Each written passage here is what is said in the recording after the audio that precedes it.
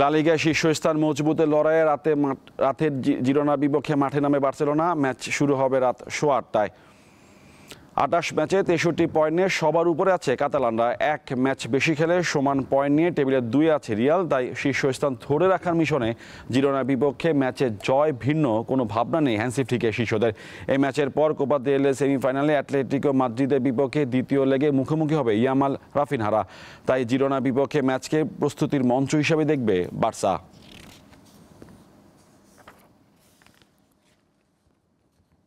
English FA কাপে quarter ফাইনালে বোর্নমাউথের মুখোমুখি হবে ম্যানচেস্টার সিটি। ম্যাচ শুরু বাংলাদেশ সময় রাত 9:30টায়।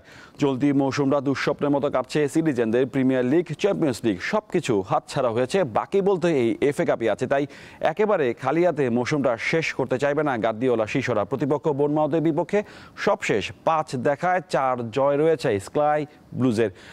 আরেক কোয়ার্টার ফাইনালে প্রিস্টনের মুখোমুখি হবে এমিলিয়ানো মার্টিনেজের অ্যাস্টন ভিলা। আর্জেন্টিনা 2022 বিশ্বকাপ জয়ে গুরুত্বপূর্ণ ভূমিকা রেখেছিলেন গোলরক্ষক এমিলিয়ানো মার্টিনেজ। ফাইনালে তার অসাধারণ পারফরম্যান্স আর্জেন্টিনাকে চ্যাম্পিয়ন হতে সাহায্য করেছিল। সেই বিশ্বকাপের সেরা গোলকিপার এবার জানালেন নিজের অবসরের পরিকল্পনা। আর্জেন্টিনা বি প্লেকে দেওয়া এক সাক্ষাৎকারে মার্টিনেজ বলেন, তারা যদি টানা 2টি বিশ্বকাপ জিততে পারেন তাহলেই জাতীয় দল থেকে অবসর নেবেন তিনি। তবে তরুণদের জন্য জায়গা ছেড়ে দিতে হবে বলে উল্লেখ করেন মার্টিনেজ।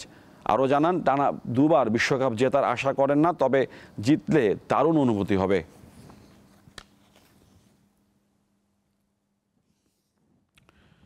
পর্তুগাল ও মরক্কোর পাশাপাশি 2035 নারী ফুটবল বিশ্বকাপের জন্য বিড করবে স্পেন। বিষয়টি নিশ্চিত করেছে স্প্যানিশ ফুটবল ফেডারেশন।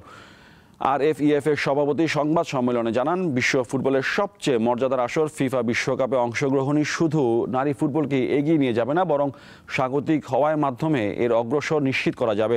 সাম্প্রতিক সময়ে নারী ফুটবলকে ঘিরে কিছু অনাকাঙ্ক্ষিত ঘটনার কারণে স্পেন তার পুরনো ঐতিহ্য ফিরিয়ে আনার লক্ষ্যে এই বিডে অংশ নিতে চায়। 2023 সালে বিশ্বকাপের ফাইনালে পর পুরস্কার বিতরণী মঞ্চে তারকা খেলোয়াড় জেনি হারমোসোকে আকস্মিক চুমু দেওয়ায় ব্যাপক সমালোচনার মুখে স্প্যানিশ ফুটবল ফেডারেশনের সাবেক সভাপতি লুইস রুবিয়েলেস পদত্যাগ করেন। এই ছিল আজকের ইসলামী ব্যাংক দীপ্ত স্পোর্টস। দেশ বিদেশের খেলাধুলার নানা রকম খবর পেতে দীপ্ত স্পোর্টসের সাথে থাকুন আর চোখ রাখুন দীপ্ত টিভির ডিজিটাল প্ল্যাটফর্মগুলোতে।